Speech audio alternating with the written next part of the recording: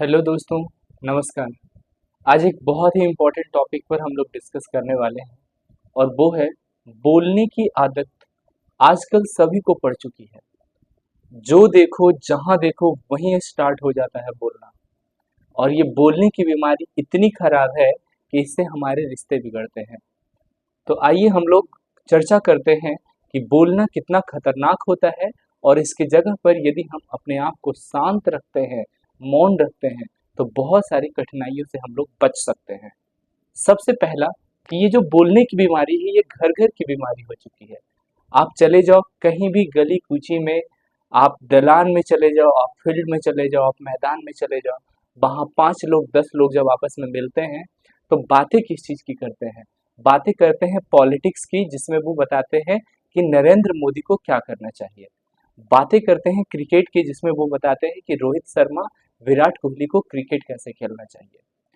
बातें करते हैं डॉक्टर्स की कि उन्हें इलाज किस तरीके से करना चाहिए। बातें करते हैं पुलिस की कि उन्हें अपनी ड्यूटी कैसे करनी चाहिए। मतलब जो जिस फील्ड में एक्सपर्ट है, उस एक्सपर्ट को आजकल के लोग सलाह देते चल रहे हैं फ्री ऑफ कॉस्ट। ऐसे लोगों से बचे। आप जितना हो सके शांत रहें। आप देखते होंगे क्या कि आप जितना ज़्यादा बात करते होंगे उतनी ही ज़्यादा आपकी लाइफ में प्रॉब्लम्स आती जाती होगी। जैसे अपने आप को यदि आप शांत रखते हो तो आप गौर किए होंगे कि बहुत सारे प्रॉब्लम से आप बच जाते हो, दूर हट जाते हो। मानो कहीं लड़ाई हो रही है, आपके घर के अंदर लड़ाई हो रही है और आपके बड़े आपको कुछ बोल रहे हैं। आप वहाँ पर यदि शांत हो जाते हो 1 मिनट के लिए, कुछ नहीं बोलते हो, तो वो सामने वाले जो आपके पेरेंट्स जो आपको आपको बात कह रहे हैं या कोई भी, तो 1 मिनट के बाद, 5 मिनट के बाद वो खुद शांत हो जाएँगे। लेकिन यदि आप खुद उनको बुरा-भला बोल दोगे, तो ये रिश्ते आगे चलकर और ज़्यादा खराब हो जाती है। तो हम लोगों को कोशिश क्या करनी है कि अपने आप को जितना शांत रखो। देखो, शांत रहने से बहुत ज़्यादा प्रोडक्टिविटी बढ़ती है। मतलब जब आप लोग अपने आप को शांत रखोगे, हम लोग अपने आप को शांत रखते हैं, तो ऐसा लगता है कि बहुत सारी एनर्जी मेरे में ऑब्जर्व्ड है और कुछ सोचने की शक्ति मिलती है कि क्या कुछ कंस्ट्रक्टिव करें, क्या कुछ अच्छा करें।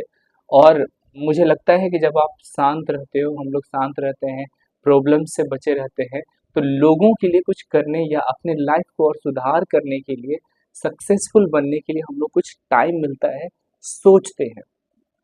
तो मैं शॉर्ट में बस यही कहूँगा आप लोगों से, कम बोलिए, ज़्यादा सुनिए। सुनिए की आदत डालिए, सुनने की आदत डालिए।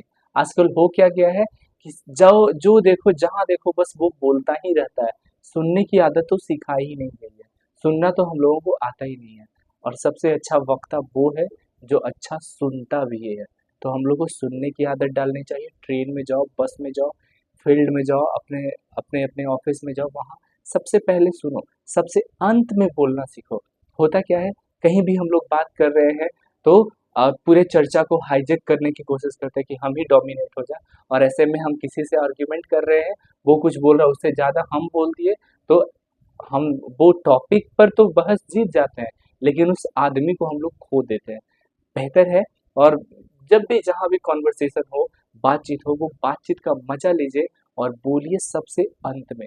सबसे अंत में बोलिए, लोग आपको सुनना चाहेंगे।